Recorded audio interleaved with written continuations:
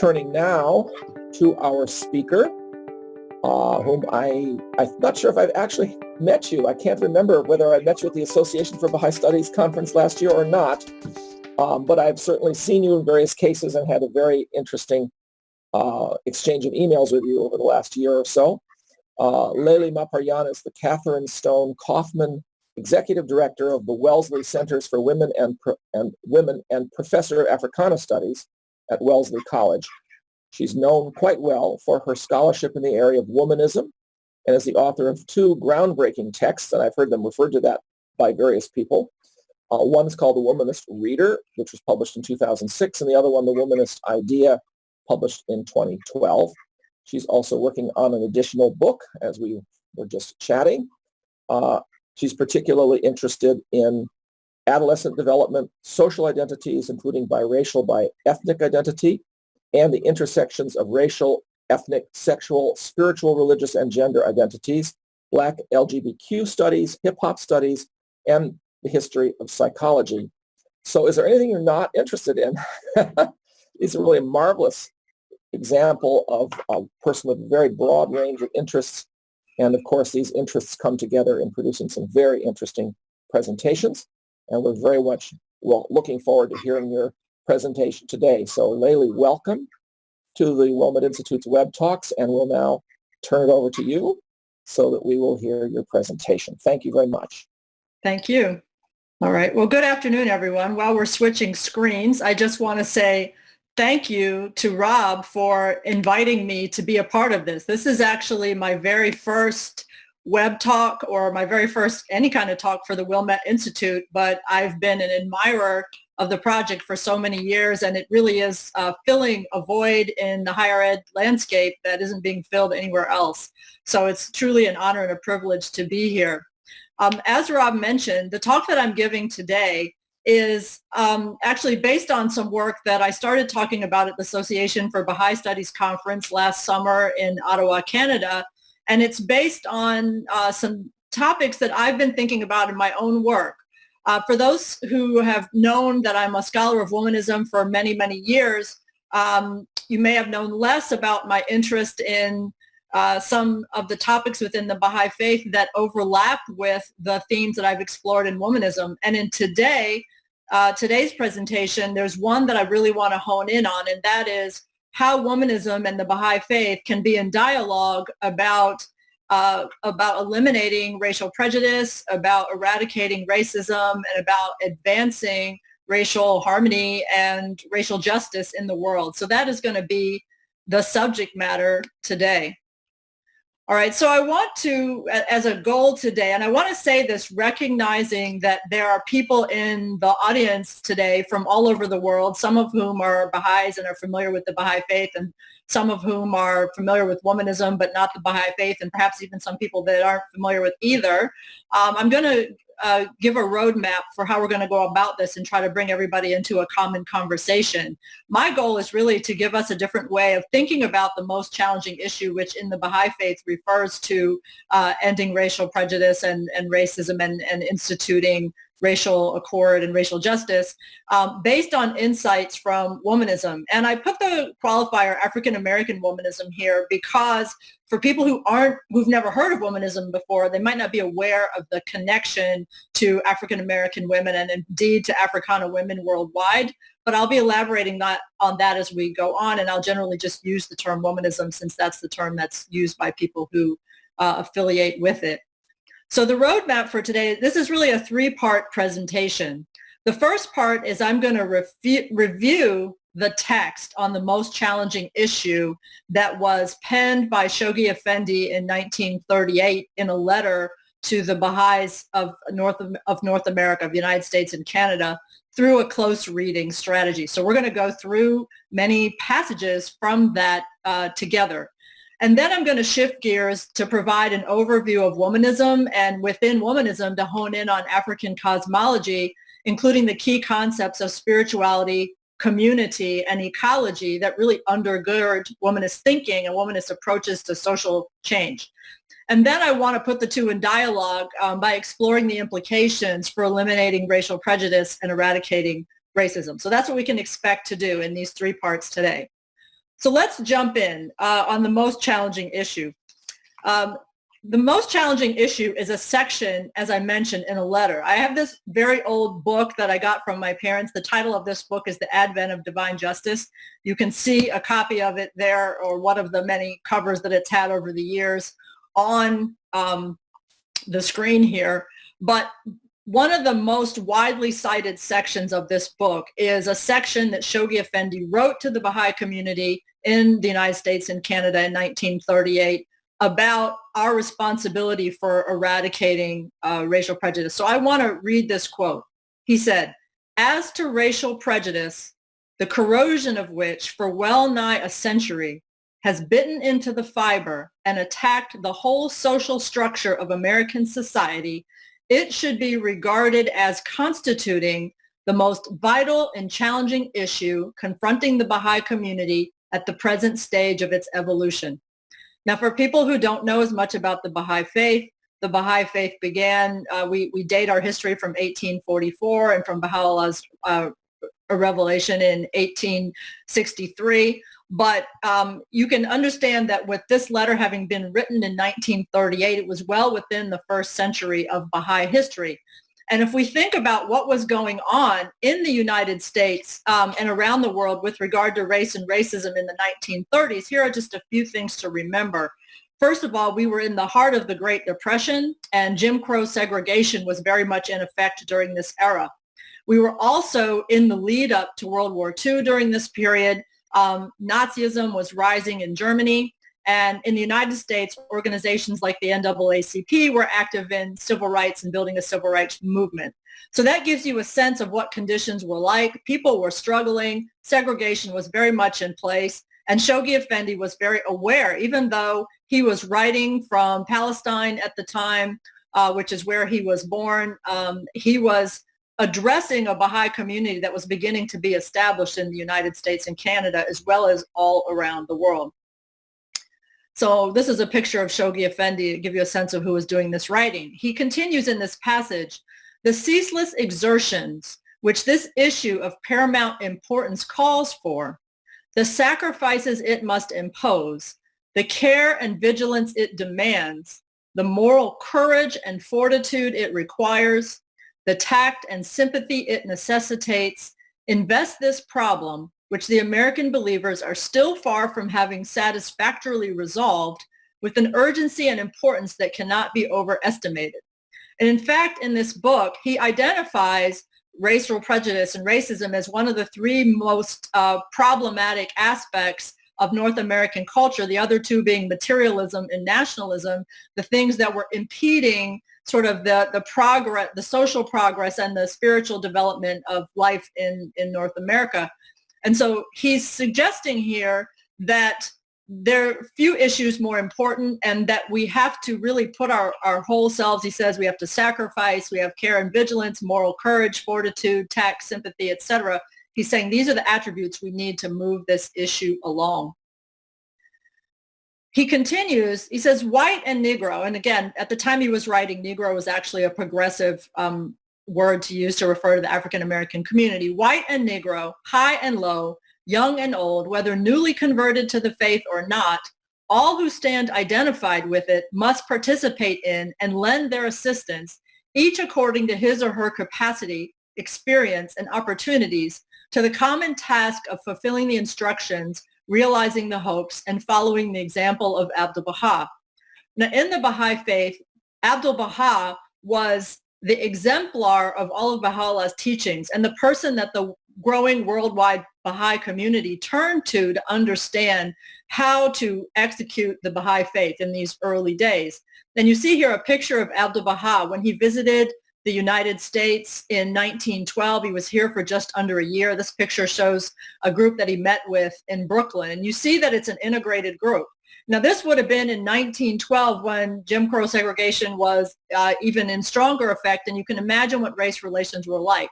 So the fact that this is even an integrated photo, it doesn't show the whole group, but you see a young African-American child in the picture, lets you know that the Baha'i community was really out front on racial issues from the beginning.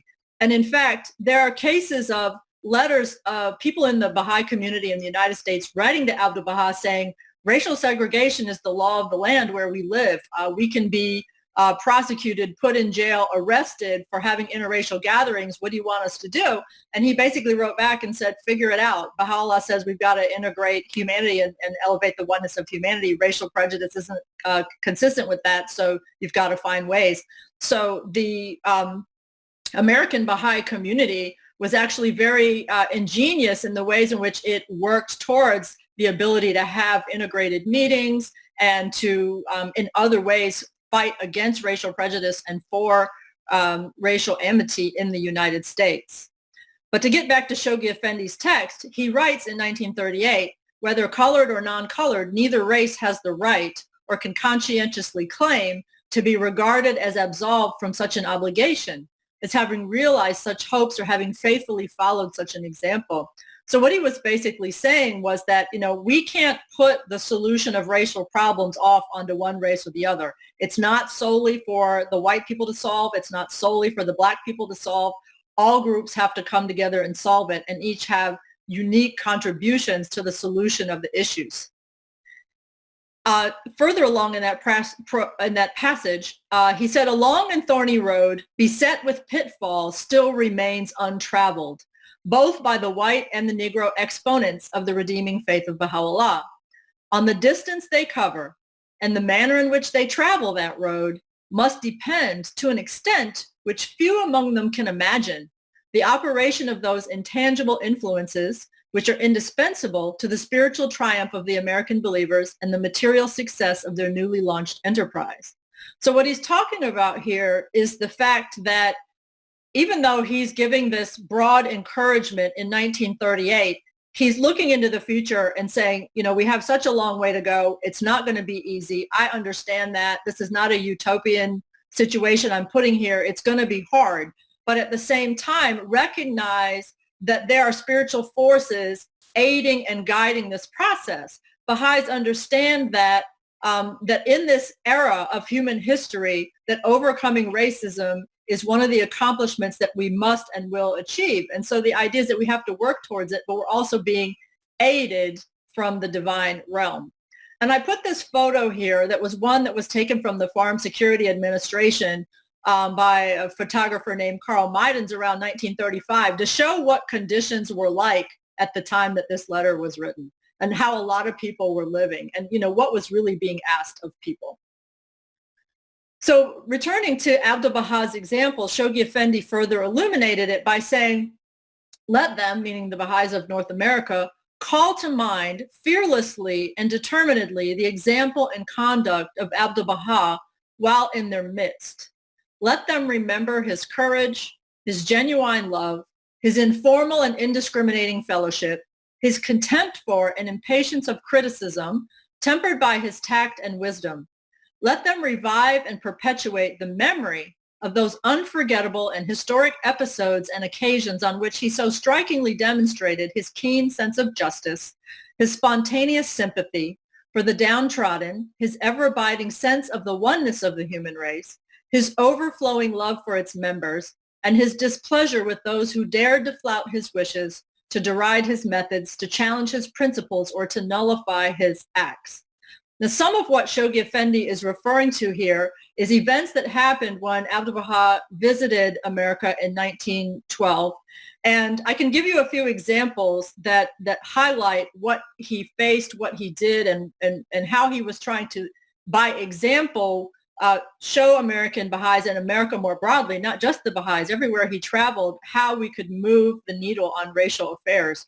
One example comes from a time when he was at a luncheon at the home of some very prominent and wealthy Baha'is, all of whom were white, and a leading Baha'i who was African American showed up at the door, and he made a place at the table right next to himself and put him in the seat of honor to demonstrate to people who had not yet overcome their tendency to act in segregated ways that now was the time to begin integration, and now was the time to elevate African Americans against the backdrop of a society that was denigrating or viewing African Americans in a negative light and subjecting African Americans to violence. Another example had to do with some children. When he was touring in the Bowery in New York, there was a group of boys, little small boys, probably pre-teenage kids, who started following him around. And the woman who was his host said, oh, if you want to meet him, he'll be having a meeting at my house tomorrow. Why don't you guys come? She didn't think they would actually come, but these little boys found their way to her house.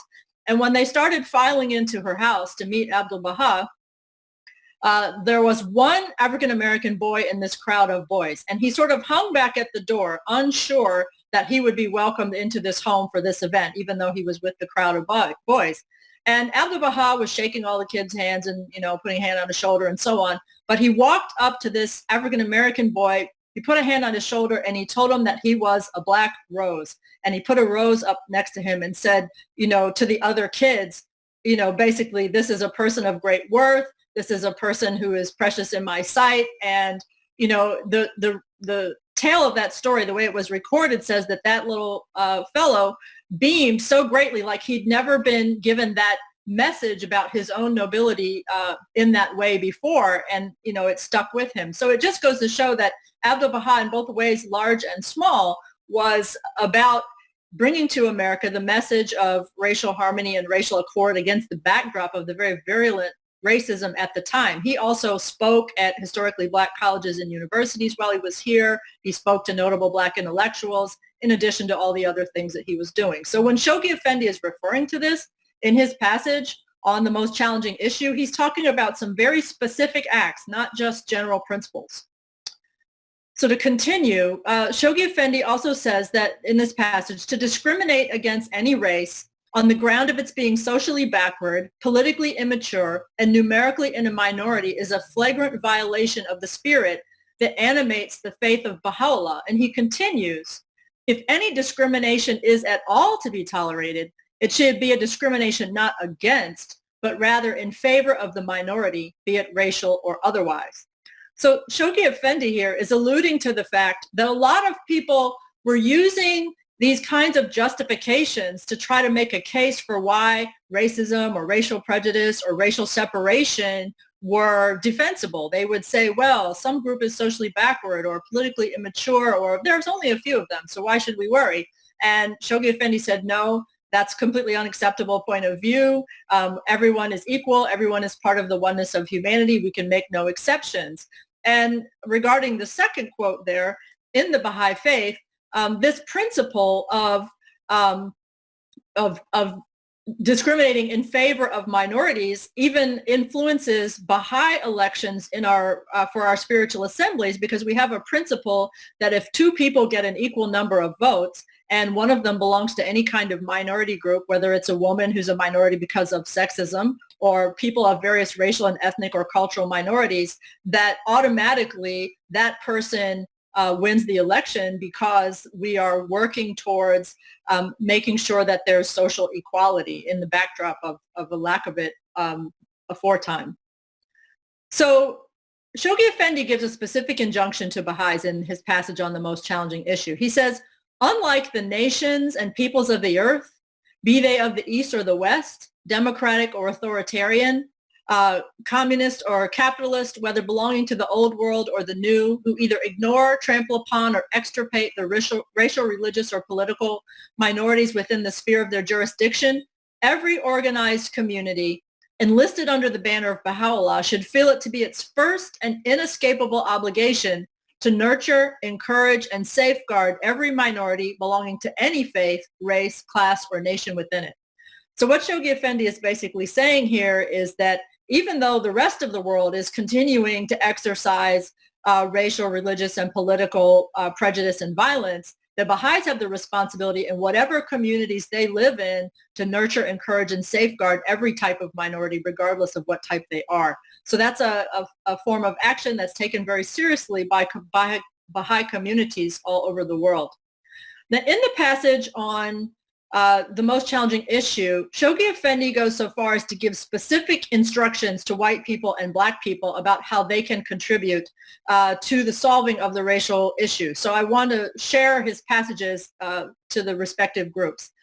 He said, let the whites make a supreme effort in their resolve to contribute their share to the solution of this problem, to abandon once and for all their usually inherent and at times subconscious sense of superiority, to correct their tendency towards revealing a patronizing attitude towards members of the other race, to persuade them through their intimate, spontaneous, and informal association with them of the genuineness of their friendship and the sincerity of their intentions, and to master their impatience of any lack of responsiveness on the part of a people who have received for so long a period so grievous and slow healing wounds.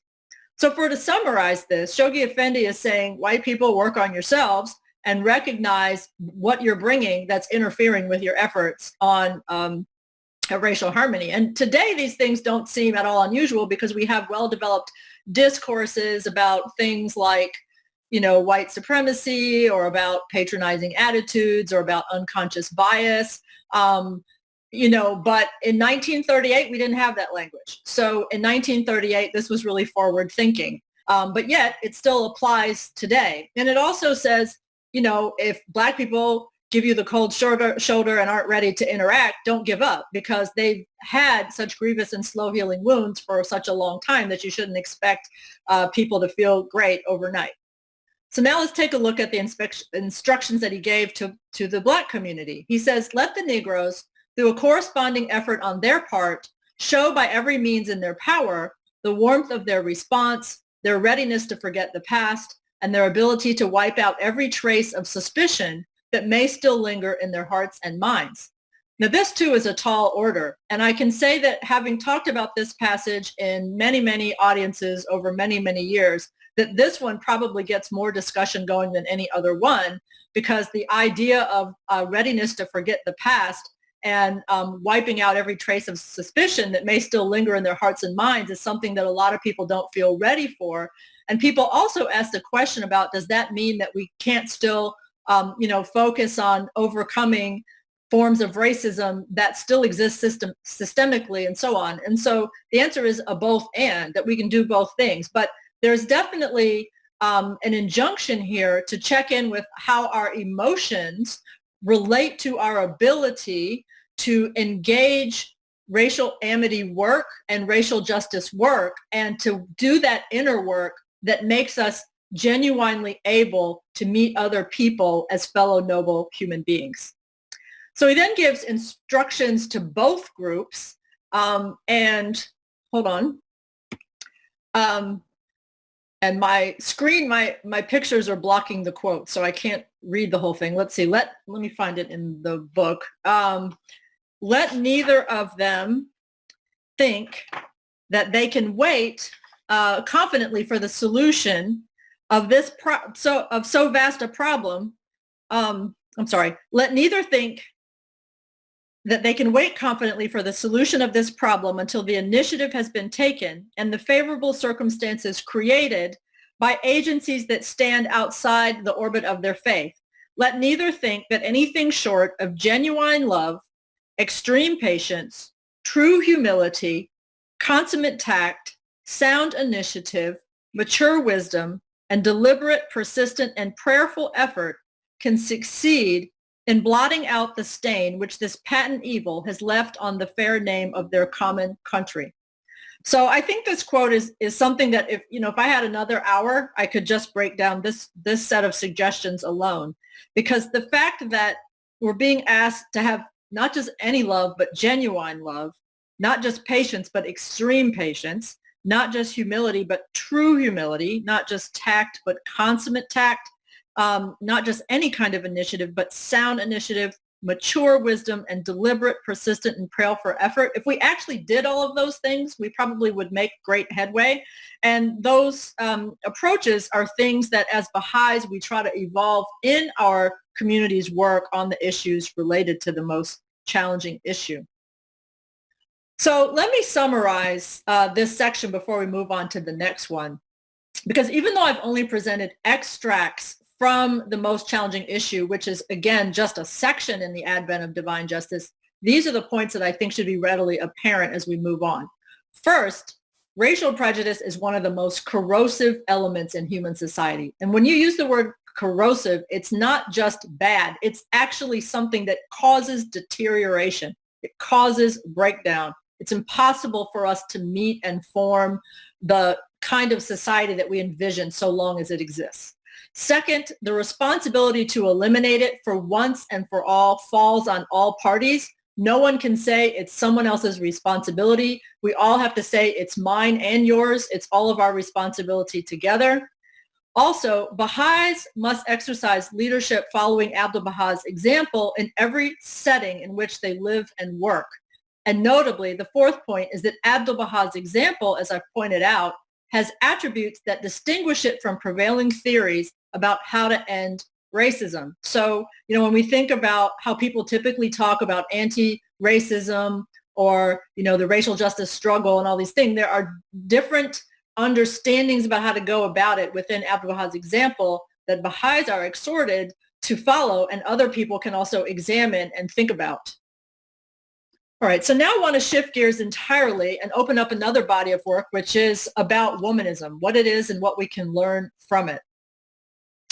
Womanism is basically the African worldview applied and in action, particularly by women. And here are a number of books that have influenced my own thinking.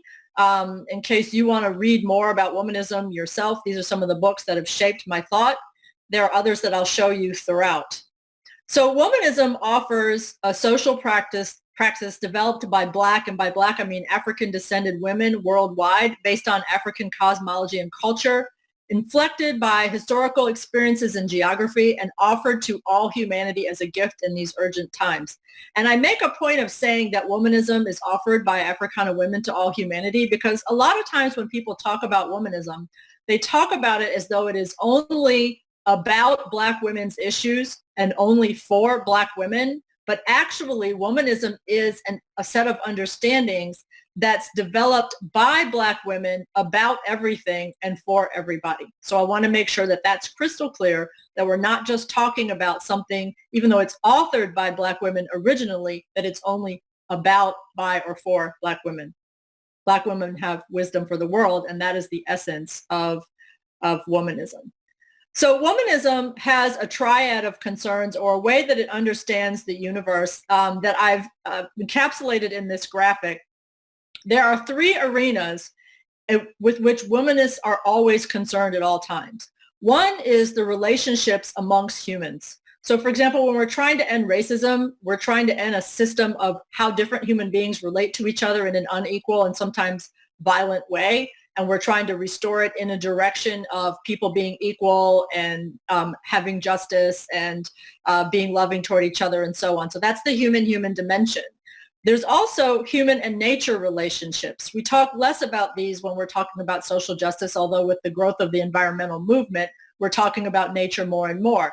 But humanity, both in the collective and as individuals, has relationships with the world of nature, the plants, the animals, the minerals, all those things. And those relationships are equally important if we are to heal the world and make it a better place. And the third set of relationships, which perhaps gets talked about least, particularly in the social movement literature, is the relationships between human beings and the spiritual realm. Now, not everyone assumes that a spiritual realm exists, but one of the things that makes womanism a unique perspective is that womanists assume that a spiritual realm exists, that it is a very full place with God and all sorts of other beings there, and that human beings, in a way that is inseparable, have a relationship to it. So this human nature spirit ecosystem is a dynamic, interconnected whole in which all parts are always influencing each other and must be considered simultaneously. And at the same time, human beings are energy transforming machines who have the capacity to move and transmute energy to accomplish a variety of ends. And so that's why we have the son of self in the middle, because ourselves are constantly interpolating amongst all of these realms and constantly helping energy to move in positive or negative ways amongst these realms. So womanism is action-oriented. It's not just a theory, and you'll almost never see me use the word theory in relation to womanism because I view it as much more than that. It's action-oriented, and womanists apply spiritual knowledge to create spiritual movement in everyday settings. Womanism is also humanity-focused, as I said before, not limited to women of color. So African cosmology is the foundation of womanism, and there are three central building blocks of life in the African worldview. One is spirituality, one is community, and the other is ecology. And you will see me, I've already referred to all three of them, and I'm going to elaborate on them even more because they come as kind of a package deal in the African cosmological worldview.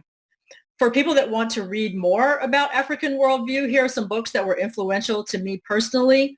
There are so many others. Here's another set of books that I pulled from my shelf for one presentation that I had to make at Greenacre Baha'i School. So if you were looking for references, here are some that you might find useful. So let me break down each of those things in turn now. Spirituality first. In African cosmology, everything is spiritual. Everything is infused with spirit or of spiritual significance. So there's not a dichotomous understanding that there's the spirit realm and then there's the non-spiritual stuff. The idea is that everything is interpenetrating, that spirituality is part and parcel of everything, that everything has spiritual energy and spiritual significance, and that it all is infused with divinity.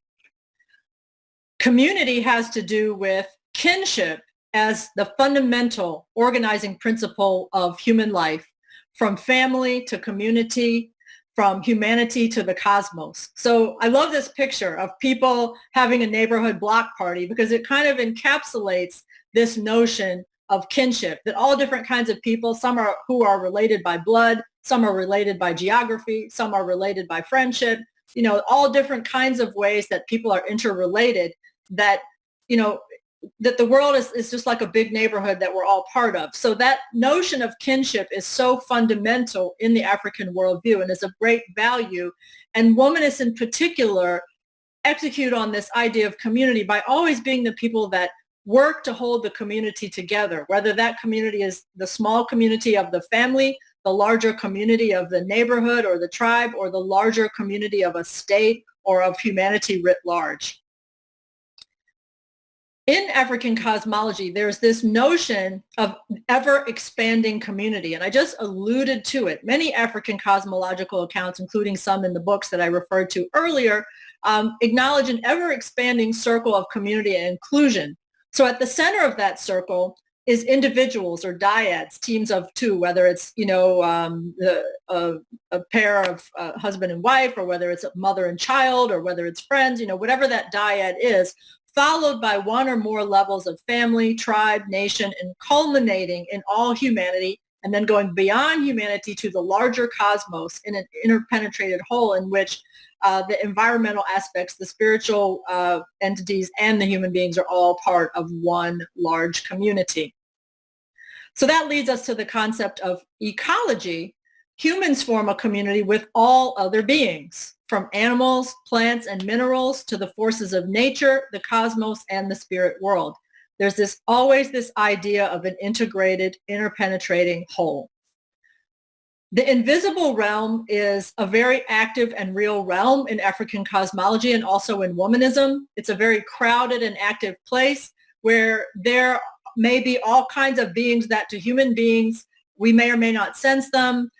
We might read about them in our scriptures. We might have personal experiences that connect us to them. But the idea is that that creation is replete with beings. Some of them are invisible to us. Some of them are visible to us, but they're all part of that kinship. Another notion that's important in womanist thought as well as in African cosmology is this notion of culture as wealth. And this notion is particularly important because often in the United States, our first approach to thinking about race is in terms of either something very overly simplistic, such as color, which is just our physiognomic characteristics, or we think about race in terms of deficit. We think about some kind of mythical norm that's generally a white norm, and that everyone else who's not white is somehow in a deficit relationship to that. Those viewpoints are at odds with this notion of culture as wealth, which evinces from cosmological knowledge that all cultures of the world have and the wisdom that they've gained from their cultural experience, everything that's grown out of that over historical time. So it's an alternative to the deficit view, and often that deficit view is built in terms of implicit bias. We might not even be aware that we have it, But if you look carefully around our visual culture and around our culture in general, you find that it's still very active, and it's something that we have to actively counter. So womanism and African cosmology offer this notion of culture as wealth, which I took from this book here that I've shown the picture of. So moving beyond cultural wealth, womanism also offers these ideas of planetary identity and emerging global trans culture. I wrote about this in my second book, The Womanist Idea. For womanists, race is not color, but culture, and culture is not deficit, but wealth.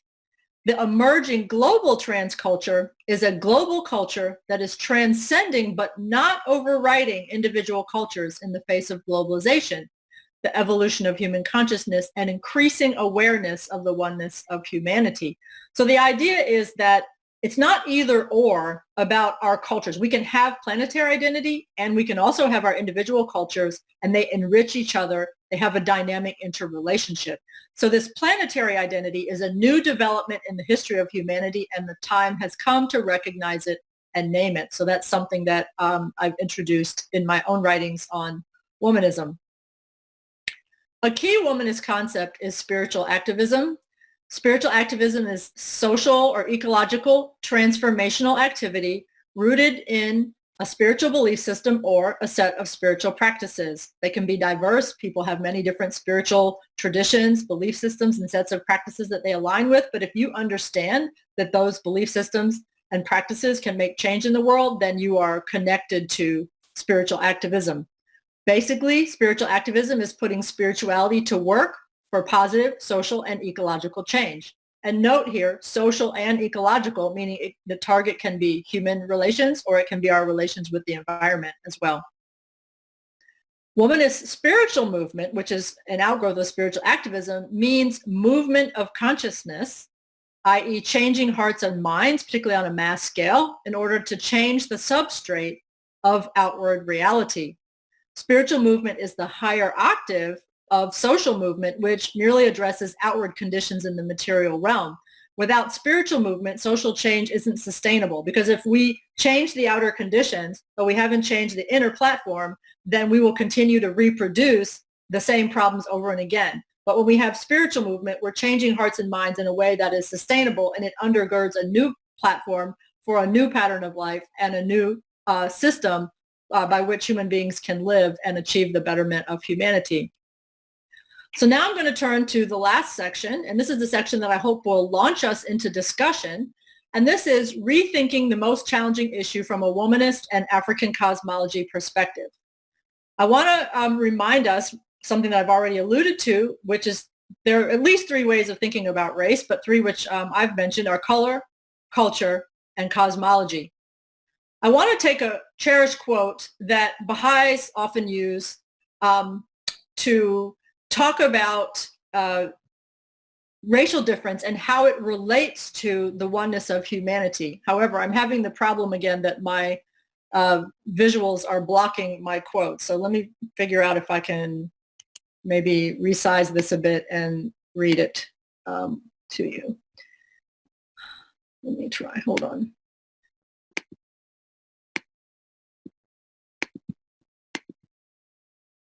Thank you for your patience.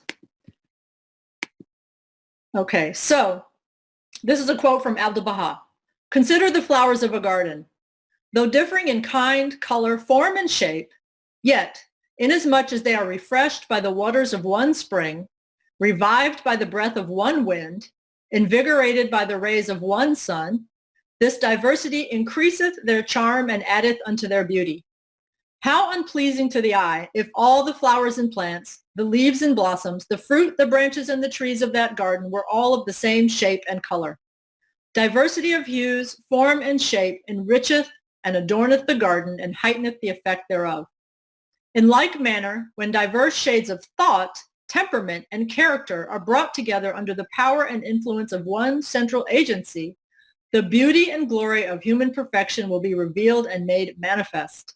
Not but the celestial potency of the Word of God, which ruleth and transcendeth the realities of all things, is capable of harmonizing the divergent truths, thoughts, sentiments, ideas, and convictions of the children of men. So this quote is often used to say, well, we like the diversity of the flower garden, and all of us in our different colors and ways, way we look are like the different flowers. But then it goes, deeper. So I want to show a close reading of this quote in two different ways. I'm not going to read it again, but I want to show you how the first part basically is the color lens and allows us to think about the physical and physiognomic diversity of the beautiful human race.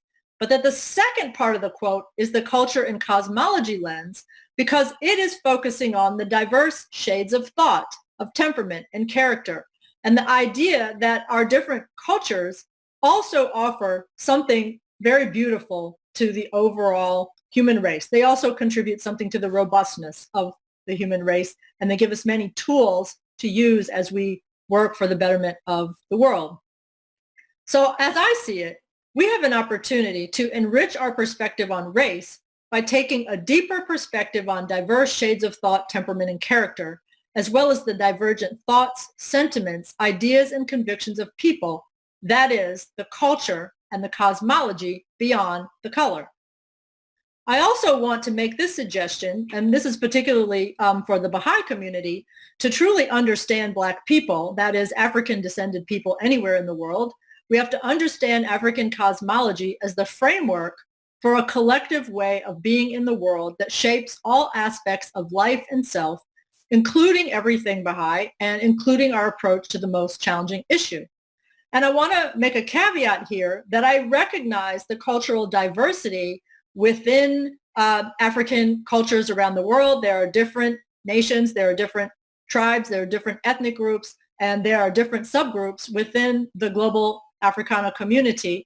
But I also have made this argument intellectually and otherwise that there is a unifying cosmology that shapes some commonalities even within that cultural diversity, similar to the way that there are cultural commonalities in other regions and continents of the world. So I want to now, hold on. I want to talk about why it's important to really look here to avoid what I call cosmological negation and to promote cosmological affirmation and embracing as part of how we deal with the most challenging issue. The use of color, and we see this broadly, particularly in United States society, as our only index for race, negates the richness and value of culture and cosmology. And when people feel negated, they withdraw and separate from those they feel negated by, or they adopt hostile and defensive postures with regard to them, and we don't want this. So thinking more deeply about this, you hear people say things like, I don't see color. Now, as a Black person, when I hear someone say, I don't see color, I feel negated because I feel like that color is part of the beauty I contribute to the world. And I feel like my culture and its beauty is part of what my culture contributes to the world. And so to say I don't see color, while someone may feel that that's a statement that offers a form of friendship, it also can be received by someone as being negating. All right, so Abdu'l-Baha's exhortation that we consider the flowers of a garden is an invitation not just to look at color, but also to consider culture and cosmology in all their richness, and thus to affirm and embrace difference in a new, more positive and generative way. Now, admittedly, this second method takes more work. To understand culture and cosmology takes a lot of work. It's not just about having different colored bodies in a room. It's about taking time to get to know people and all that they bring into that community. But the notion, and I think this is consistent with what Abdu'l-Baha encourages, is that when we do that extra work to consider and learn about culture and cosmology, we contribute so much more to the human race and to the oneness of humanity as outcomes. So let me just briefly outline some of the things that Womanism offers to this effort to work on the most challenging issue. Womanism, rooted in African cosmology and flavored by women's experience as community nurturers, has an approach to eliminating racial prejudice and eradicating racism that's heart-centered, meaning it tunes into the emotional quality of our work, It's connection maintaining, which understands that even when we have conflict, we still remain connected, and that at a certain existential level, we are always connected as kin. Also, womanism, in terms of its social change strategy, is executed in everyday behaviors and settings. Womanism doesn't offer an understanding that we have to go over there to the institutional level, to groups, to big systems to change things. We start right where we are in everyday settings and behaviors and making change there. It's also ecologically robust, taking people, the environment, and the spiritual realm into account simultaneously. I also, although I didn't talk about this much yet, but I'm just throwing it in here, is that womanism has what I would call a candid yet loving sort of tough love approach. Sometimes when people hear this womanist talk about love and connection, they think, oh, you guys are just peace and love, Pollyanna, pie in the sky, utopians. But actually, no. There is a kind of spirit in womanism about really confronting people about the things that are wrong and really getting into that deep and hard work of solving the problems. But it's done in a way which understands that the love is always still at the bottom, and that's what we're seeking to return to or to create. So womanism, particularly because of Africana women's experience historically, is very group-oriented and very effective at group mobilization. Sometimes in solving racial issues, it requires you to mobilize a group of people towards a common message or a common action. And there are a lot of methodologies within womanism that are good at mobilizing people. Just take a look at the civil rights movement and the role that women played, even by things as simple as cooking meals or transporting people to help solve some of the problems that activists were having during the civil rights movement. It's also energy conscious. And by energy conscious, I mean tuned in to the psychological and social dynamics and able to transmute them. You know, we've all been in a situation where we're in a room of people and the people are unhappy and someone comes in and brings that light that cheers the group up. Those are the kind of energy dynamics we're talking about. When people feel like they can't go on, need those people that inspire them to go on. Sort of this idea that inspiration is the fuel of life, and we all have the ability to bring that to our collectives to help everybody do the needed work. So womanism is healing oriented rather than oppositional in terms of social change methodology. And it's also, as I said earlier, very practical. It's focused on results. It's focused on the fruit of the effort, not just talk. So I'm going to end by offering 4 examples that I think show how womanism and the Baha'i faith can be in dialogue in the interest of working together on the most challenging issue. The first example has to do with a spiritual approach.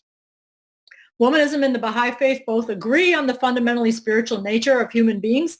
A spirit is a source of innate human divinity for womanists and innate nobility for Baha'is, and recognition of a human's innate divinity and nobility is a catalyst towards overcoming racial prejudice and racism because we act with reverence and awe towards those whom we see as noble or divine, and awe and reverence are incompatible with feelings or actions of racial prejudice and racism. So the idea is that by taking spirit into account, we invite the kinds of emotions that cause us to put in reverse the things that have been causing racial prejudice, racial violence, and so on, and we start a new cycle of action. The second thing is an ecological approach. Apologies here, I'm just moving my text.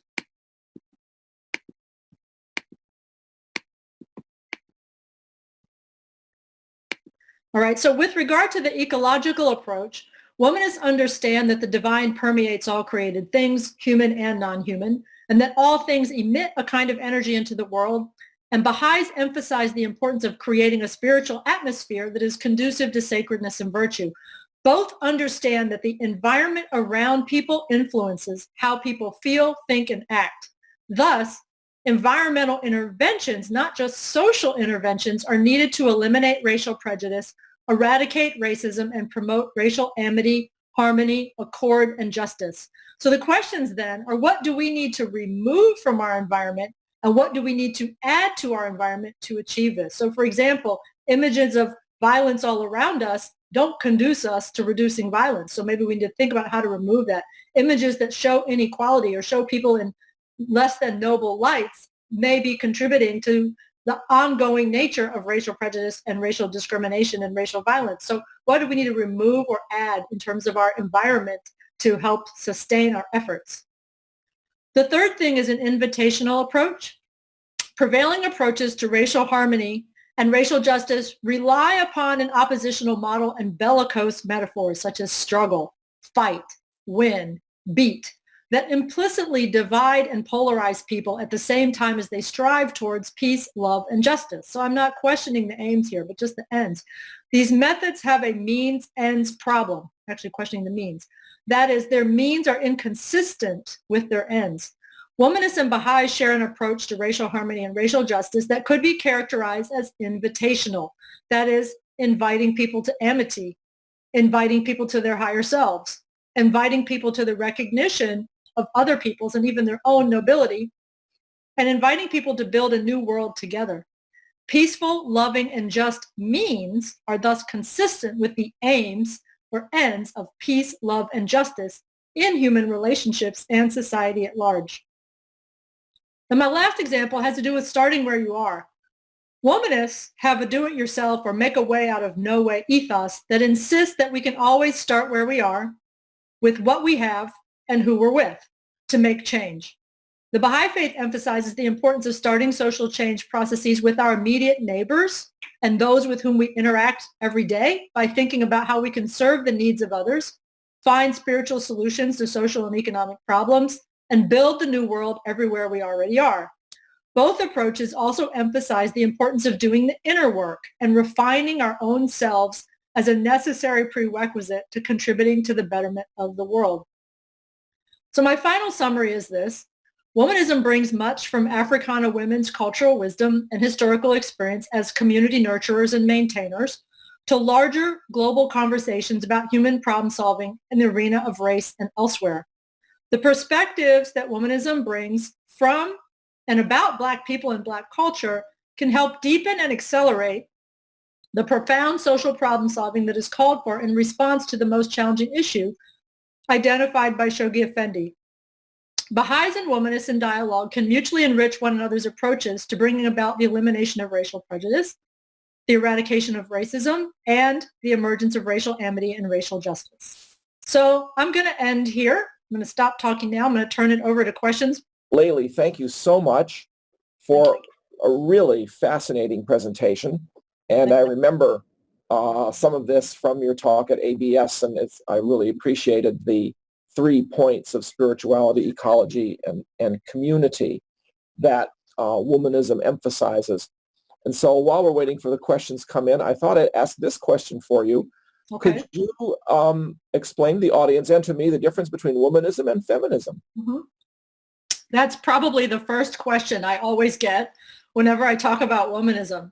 And there are a lot of different ways I can answer it. The first thing that I'll say, just to kind of set the stage, is that feminism and womanism have a lot in common, and I tend to view them as having a family relationship. But I would also say that they are undergirded by different cosmologies. And I think one of my biggest aha moments in my scholarship on womanism was realizing that the thing that makes womanism really distinctive is that it comes out of African culture and cosmology, also sometimes out of other indigenous types of cultures and cosmologies, and that feminism basically comes out of a more European worldview, particularly one that is rooted in liberal philosophy and a lot of focus on individualism and individual rights and that sort of thing. And it lacks some of the communitarian and spiritual aspects that womanism has. It has other emphases. But what these 2 points of view both have in common is that they're both interested in women's liberation, women's equality, and the rectification of gender relations in a way that move in the direction of justice and well-being. Thanks. That's very helpful. Yeah, my way of summarizing it was that feminism was by white women. And I suppose that's to some extent true, but not completely, since some, after all, are in tune with indigenous and African perspectives as well. Yes. There's a long history of feminism being shaped by many different groups, and there's a long, strong, important, beautiful history of Black feminism as well, and that also intertwines with womanism. And I think of sort of like feminism and womanism being sort of like cousins, and feminism and black feminism, or womanism and black feminism being like sisters. There's degrees of interrelationship, both culturally, politically, but they many times are working towards common ends, but with slightly different understandings about method and approach. Mm-hmm. We're beginning to get some questions, and some people, of course, asked whether the recording would be available. So let's just start by saying yes, we're of course recording this, and we'll put it up on our YouTube channel probably within 24 hours or so. People have also asked about the slideshow, and I'm assuming we can put that up also as a PDF on the website for this particular talk. Mm-hmm. And people, by the way, Layli, are also asking for the book list. So can you give us a book list that we can put up as well? Oh, I'd be happy to. Yeah, if you're going to post that, I can send you a bibliography. Great. That would be fantastic. I'm happy to do that. That would be fantastic. And one person says, very interesting and thought-provoking presentation. Thanks, Layli. Phyllis says, can you suggest some authentic strategies for me as a white woman Baha'i to connect with the womanists in my area? Mm-hmm. Yes, I think there are a few different things you can do. One thing that I always suggest to white people who are interested in womanism, and this is not a suggestion that I created, but it actually comes from a womanist scholar by the name of Clenora Hudson Weems, is that white women should also get in touch with their ancestral cultures and their heritage cultures and learn about women's culture and contributions in those cultures of their own ancestry, because there's a lot to be learned there as well, because whiteness and the cultures of Europe are not one and the same. Mm-hmm. And so, it's more common to see people of color connecting with, various kinds of ancestral cultures, but it's important for white people to also do that. And I think another thing that the individual can do is really to start looking for events. I don't know where she lives, but events that are put together by womanist scholars. There are a lot of womanist theologians and womanist scholars working at various higher education institutions who frequently give talks, but you also find womanists in the community. The thing about womanism is that not everybody womanist calls themselves a womanist. Sometimes people are doing the work and really, exhibiting a womanist approach, but don't actually self-label as womanist. So it's important to develop your eye for where womanist things are taking place. If you see community-based social change efforts led by women of color that are, really bringing people together, then you've hit a womanist place. So the strategies are quite diverse. And I should mention to our audience as well, some people have been clicking on the raise hand button, but since we're not generally activating people's cameras and microphones because it's too complicated, it would be better for you to post your questions either in the chat box or the Q&A box. Heather asks this question: how does womanism reflect in an Asian or a Native American perspective? That's great, because one of the things that happened when the original people who started working on womanism back in the late 1970s, early 1980s wrote about it, women from diverse cultures said, oh, my own culture has something very similar to this, or I want to develop something very much like this. And there's womanist scholarship that has come from Native communities, from Asian women's communities from around the world. And in my first book, The Womanist Reader, there is a chapter by a Native womanist, and I think I also have some Asian womanists in that anthology as well. But that was, was published much more in the past. Is continued to proliferate. I think what womanism has done is it has freed women activists who pull heavily from their cultures of origin, particularly if those cultures are indigenous from any part of the world, and elevated the points of view and the practices that come from those cultures in the doing of the activist work and in terms of articulating social movement ideas. So it's fair to say that there's a womanist movement that not only women, in fact, but people of all genders who embrace these ideas have begun to build up around these ideas. And if you just go Google womanism, or you go to any scholarly database and you Google womanism, you're going to find people from all over around the world who use it. I have not seen any continent I mean, I can think of womanists writing from Africa, from Asia, from Australia, from Europe, from South America, from North America. They're everywhere. Mhm. And in Spanish, they use the term mujerista, I believe.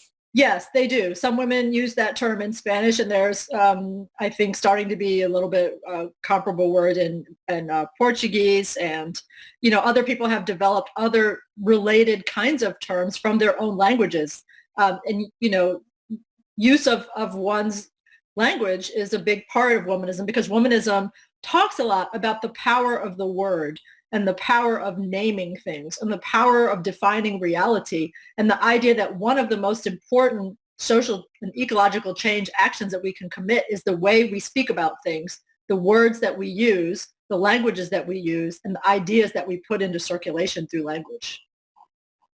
One person asks this interesting question: pardon my ignorance, can you expand on the term cosmology in the context of your talk? That's a very fair question, because cosmology is used in different ways in different kind of discursive arenas. I'm not referring to cosmology in so much in the sense that they use it in physics, although there's a relationship there. Cosmology that I'm talking about is more a branch of philosophy that deals with what is the origin of things, where do things come from, and what exists, what is the nature of reality, and where does that reality come from? That's very helpful. Allison says, question for Dr. Maparyan: what are some of the strengths you see in the USA in the Baha'i community and the other communities when it comes to significant progress with blacks and whites regarding the most vital and challenging issue?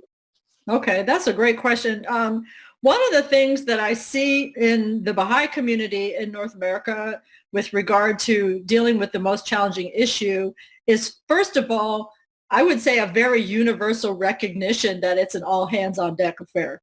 I think that in the Baha'i faith, there isn't a lot of finger pointing that, oh, the whites should take care of this, the blacks should take care of this. It's something that everyone understands, that everyone has a role. Now, people, of course, vary in their awareness about what their role could or should be, and they also vary a lot in their knowledge and capacity in terms of executing on their ideas and their aspirations. But in general, there is an openness to everybody participating that I think is real. I also find that Baha'is probably, I won't say compared to everybody in the world, but compared to the general mainstream U.S. culture, have a less defensive posture about addressing racism. I think that something that's really required, it goes back to that, deep humility that Shoghi Effendi referred to in his text in The Most Challenging Issue from the Advent of Divine Justice. You have to have a certain kind of humility that has the ability to hear things you don't like, to hear things that could even potentially hurt you, to hear things that are wrong and not be undone by it, to be able to keep moving forward towards the goal, despite the fact that there's all these roadblocks along the way. I see in the Baha'i community a lot of people who are really actively cultivating that capacity to good effect. I'm looking through the questions here, and there's an interesting one here from YT. What did Abdu'l-Baha say about racism?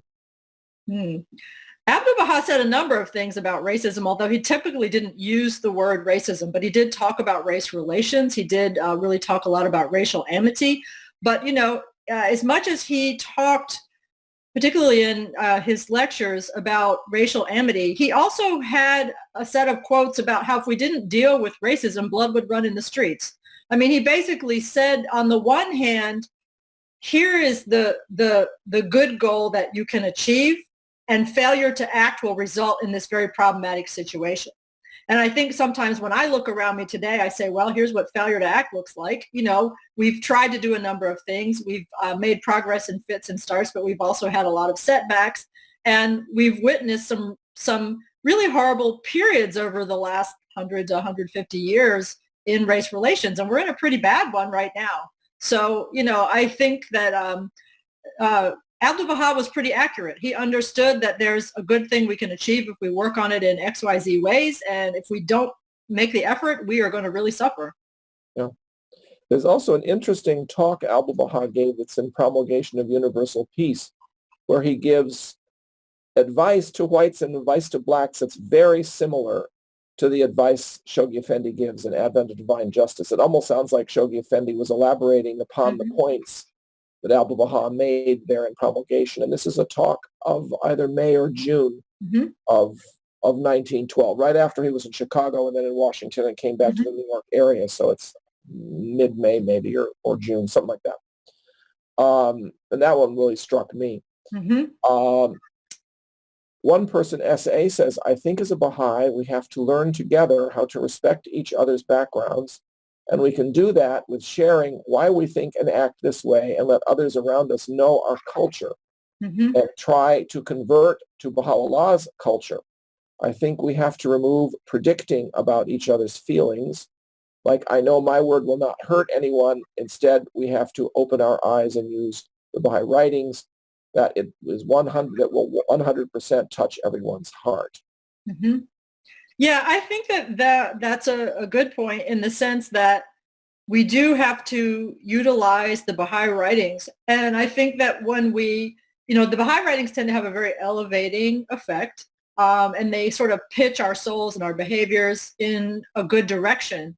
I think we also are encouraged to think deeply about the writings and to apply them to our current situation in ways that we may have discussions about things that weren't directly addressed in the writings but are happening now, and we apply the principles and figure out how that applies to our current situation.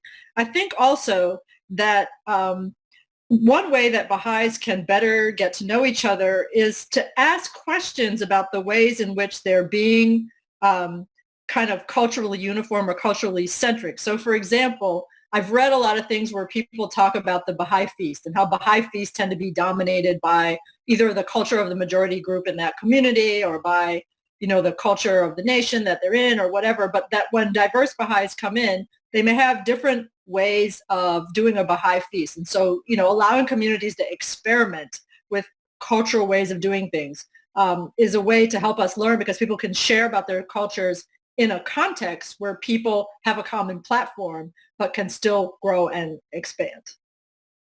Yeah, that's a very good point, and it's something people have often commented about the problem of feasts being too white, for example, and not really allowing diversity to be appreciated and expressed in the feast. Robbie says, this is interesting, how can I take a class online with you, Prof? I'm all the things you talked about in this webinar: an artist, mesocam writer, teaching artist, slave descendant with MS. I've been feeling that my 40 years of singing to children about everything you opened in this webinar. I moved to Oregon from New York and Pennsylvania, and I'm realizing that I am the change. I have nothing to look for because I'm bringing me everywhere I go. Now I'm a Baha'i as of November 2019. Talk about guiding steps. Thank you, sister. You're a great teacher indeed. Oh, thank you. I'm honored by the comment. Thank you so much for doing the great work that you do. Yeah, that's marvelous. And then Michelle says, thank you so much. Quote, without spiritual movement, social change is not sustainable. I so agree. I'm noticing that the traditional Irish spiritual cosmology has similarities to what you have said also. I'm presuming you have a website? Thanks again. I don't really have a website except for my job website, but maybe I should make one. Yeah. Well, we can put some of those things up on the website for this talk as well. I'd really love to. As well, of course. Okay. And then Phyllis says, I'm thinking about Baha'u'llah's statement about the pupil of the eye and its characteristics, reflecting that which stands before it and through which the light of the spirit shines forth. Can you draw parallels between that and womanist beliefs? I think so. I mean, I think that's one of those sort of mysterious phrases that people have talked about and thought about in a lot of different ways. And I want to just point out that a very good article just came out in the Journal of Baha'i Studies within the last few months that is the best treatment that I've seen yet on this pupil of the eye phrase. But in terms of connecting it to womanism, I think, yes, there is a sense, if you look at the emphasis that womanists place on spirituality and how that relates to the African worldview, the African cosmology, this notion that we're all bringers of light, that the light is always in us and that we have the ability to project that energy, that's something that Baha'u'llah is sort of referencing in that phrase. And one of the things that I didn't mention when I was talking just briefly about Shoghi Effendi is that even though he never came to the United States, he traversed the continent of Africa twice. Yep. And so his exposure to Africana peoples was firsthand and surely had a very deep effect on how he chose to work as the guardian of the Baha'i faith during his ministry. So, I think that pupil of the eye was something that also touched him. And as he was giving us these exhortations about, living out the Baha'i principles of racial amity and racial justice, that those experiences he had to have been influencing him. Shahla asks a very interesting question here. How can these studies be used to help women to achieve equality in their communities? Mm-hmm. Equality is a many-splendored thing, as we all know, because of intersectionality. And I think that anything that helps women identify a source of power and equality within themselves has the effect of contributing to gender equality. But at the same time, we have to use these ideas to change the systems that hold inequalities in place. And I think that all of us, if we hold these kinds of views, can look at what systems do we participate in, and also what systems do we hold influence in, and do our part to shape things in a different direction. Not always easy, but absolutely essential. So I guess what I'm offering in response to the question is a twofold strategy of, interacting with all women in ways that help women stand in their power and light, but also doing our work in whatever spheres we circulate in to change the world and the systems currently generating inequalities to generate equality and justice. It's another very interesting question here from Robbie, and I'll read it. Also, new to the Baha'i faith in this community, I see complacent habits still, although I move to the community as diversity. How can I further demonstrate and support with more than my actions and deeds that the change has moved into the community? Most folks comment that I'm on fire. I keep asking, aren't you? Aren't we all? Right. I try to bring some gospel praise energy of my life to the table, but very few join in the celebration. I love the Baha'i writings and prayers, and I love to chant, sing, and clap them. Washi folks in community clap along, but then I witness my community regress into comfortable habits. Thank you for such strong concepts and keywords that I can incorporate into my daily conversations. That's a very interesting question. And I guess what I'm suddenly wanting to do is to put on my psychologist hat because, human habits aren't just these ethereal, abstract entities. They're rooted in our neuroanatomy. They're rooted in the structure of our brains. They're rooted in the way that our neurotransmitters move through our bodies, the way different reactions put behavioral chains in motion. It takes time to change that architecture, and it takes effort to change that architecture. There are a lot of different metaphysical teachings that talk about, for example, it takes 40 days to change something.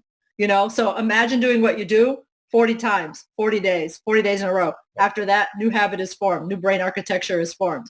We have to think about all levels. I mean, that's why the womanist perspective says, there's the human level, but there's also the environment level. The environment of our neuroanatomy is one of the environments in which change has to play out.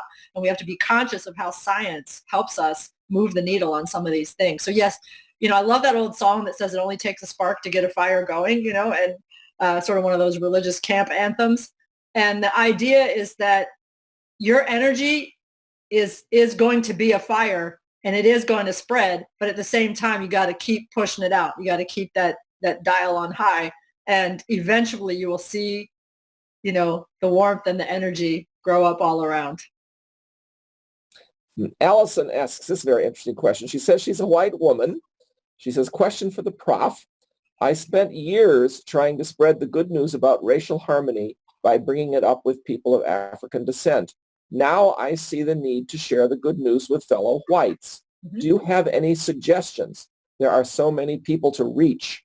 Yeah, I think that the biggest suggestion is to begin with your own story.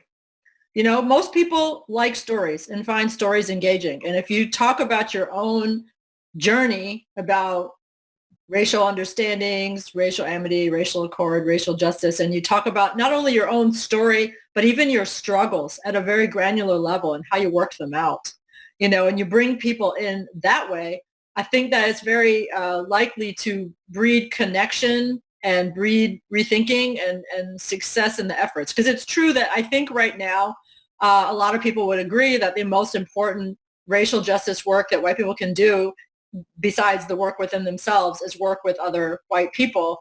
And you know, it's ongoing, it's day to day, it's in those granular daily moments and spaces where the micro transactions of race take place. You know, it's reacting to a joke. It's noticing that in your workplace, all of the pictures on the wall are of white people. You know, it's those kinds of things where you can change in the spaces where you actually move. Mm-hmm. And then there's this marvelous comment here. I think this is Bronwyn, but I'm not sure. This is a wonderful presentation. I will listen to it again after it is posted.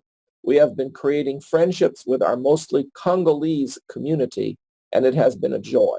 I'm not sure quite where she is. I don't remember. Well, I think it's nice. I mean, one great opportunity for that community is to get the Congolese community to share more about their beliefs, way of life, culture, cosmology, etc., with the friends in that area, and for everybody to grow in their cultural knowledge and their capacity for intercultural interaction. Yeah, I think that's a very good point, because that's the thing that will really build the unity once people, as you said, go beyond the color to the culture and to the other sort of aspects of the people's life and existence. There'll be a much stronger connection.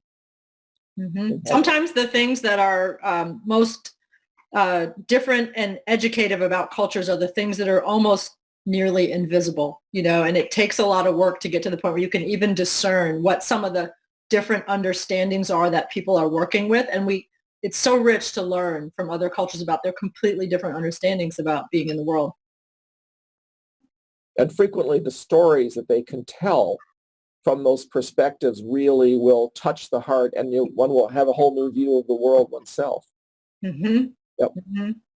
I think we have run out of questions. So I'm looking forward to see if we should give a second here and see if anyone else has a comment. Okay. But certainly those have been some really amazing questions and comments that people have asked. And it does look like we don't have any more. So I want to thank you again very much. Oh, we enjoyed it. Thank you. Oh, thank you. I enjoyed being here. Thank you to everyone who attended the web talk. Here's another one. Thank you so much, Layli. And then does the philosophy behind the practices of each day of Kwanzaa fit with the philosophy of womanism? Yes.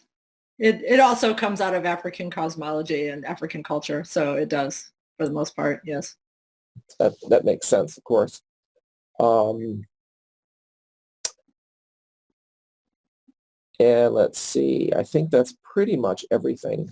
Question and answer window, yes, I have that open. Oh, maybe I've got some more down here. I have some more questions have come in. Let's see, nope, there are nothing else there now. Well, thank you so much, Layli. This has really been delightful, and I'm sure this is something that people will want to watch and ponder, and I hope share with their friends. At informal gatherings, deepenings, over coffee at home, so that many more people will hear about womanism and its relationship with Baha'i ideas, and perhaps help Baha'is further strengthen their understanding of race relations and of diversity, and how to strengthen diversity in the community and to help support it worldwide as well. So thank you again very much. And I want to thank everybody for participating today, and remind them that we will have another web talk a week from today, and another one a week after that as well. We have an embarrassment of riches coming. So I hope everyone has a good remainder of the weekend, and we look forward to seeing you next week. Thank you so much, and thank you to the Wilmette Institute.